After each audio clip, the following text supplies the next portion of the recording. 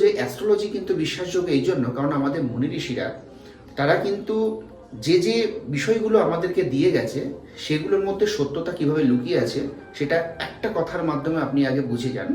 সেটা হচ্ছে, দেখুন, শনি ট্রানজিটে, আমি যদি শনিকে যদি দেখি আর কি, শনির ট্রানজিট কতদিন লাগে একটু ভালো করে দেখবেন, যে সূর্যকে প্রদক্ষিণ করে আসছে সে কতদিনে, 29.5 বৎসর সময় লাগছে। নাসার ওয়েবসাইটে যান, দেখে নেবেন।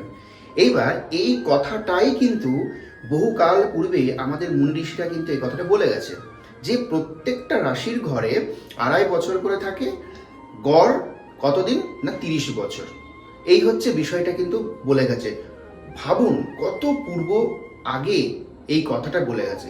আবার অমাবস্যা তিথি, পূর্ণিমা তিথি, এই বিষয়গুলো নাসা যখন এসেছে তার বহুকাল পূর্বে কিন্তু আমাদের